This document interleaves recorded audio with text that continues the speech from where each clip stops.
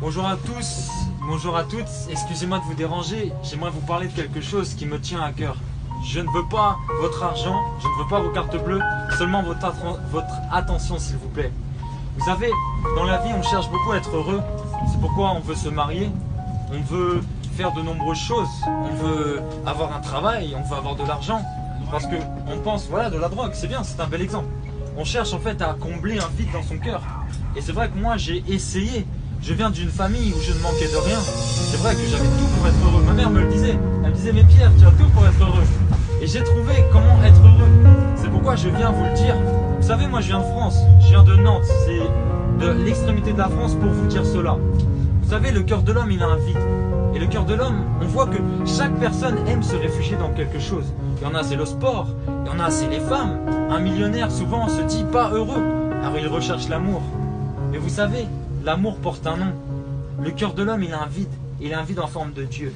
Ça pourra t'étonner, mais moi, Jésus a changé ma vie. Et je te présente pas une religion, pas du tout. Je te présente vraiment une intimité avec Dieu.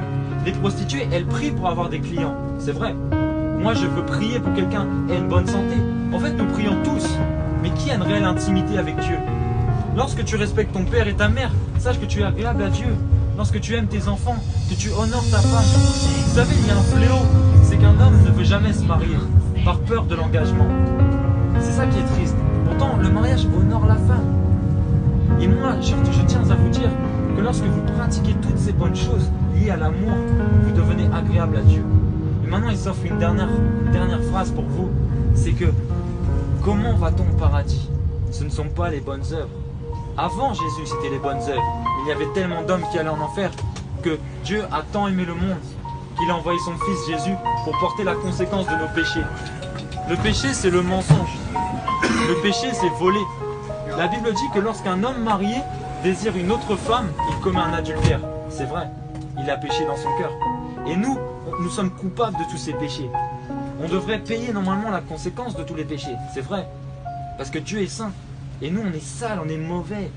Donc on devra se justifier face à Dieu. C'est pourquoi Dieu a envoyé son Fils pour porter nos péchés, Jésus-Christ. Maintenant, tu peux croire que Jésus, c'était un menteur et qu'il n'a jamais existé. Tu peux ne pas croire en lui, ou tu peux croire en lui. Essaie de le rechercher. Vous savez, Jésus, il n'a pas dit des choses compliquées. Il n'a pas dit, va à l'église, il n'a pas dit, va voir un prêtre, confesse tes péchés. Non, il a dit, aime ton prochain comme toi-même. Honore tes parents, honore ta femme.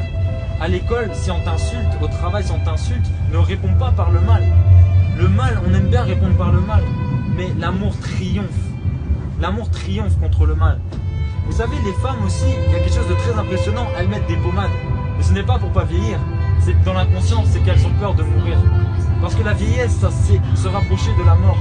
Mais je tiens à te dire que lorsque tu meurs, ce n'est pas la fin de toute chose, c'est un commencement. Parce que tu as la vie éternelle ou la mort éternelle. Si tu veux la vie éternelle, accepte Jésus-Christ dans ta vie et tu verras qu'il va te surprendre. Pourquoi moi, à 21 ans, j'ai accepté Jésus? J'aurais pu aller en boîte de nuit, coucher avec différentes femmes. Mais j'ai compris que Jésus m'aimait et Jésus t'aime, Jésus t'appelle. Tu penses que c'est un hasard? Le hasard, c'est la forme que prend Dieu pour passer incognito. Ce n'est pas un slogan, j'ai une vraie relation avec Dieu. Ce n'est pas un hasard. Essaye de ne pas endurcir ton cœur, prends une décision. Si tu veux accepter Jésus, tu lui dis tout simplement, Jésus, je veux t'accepter dans ma vie. Je veux te demander pardon. Et tu peux passer pour un fou, je sais que je passe pour un fou. Pourtant j'ai toute ma tête, je suis diplômé. Donc essayez bien de réfléchir à tout ça. Et désolé du dérangement, que Dieu vous bénisse.